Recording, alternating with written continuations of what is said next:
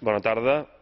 A día de hoy sigue sin conocerse el origen de la infección que la semana pasada produjo 21 muertes en Alemania, cosa que pone aún más de relieve la precipitación con la que actuaron las autoridades alemanas.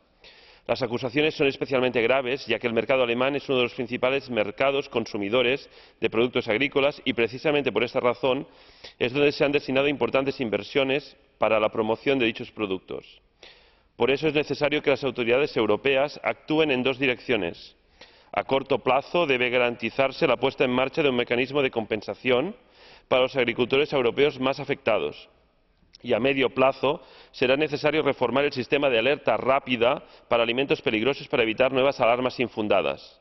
En cualquier caso, estas ayudas deben tener en cuenta la diversidad del sector agrícola europeo.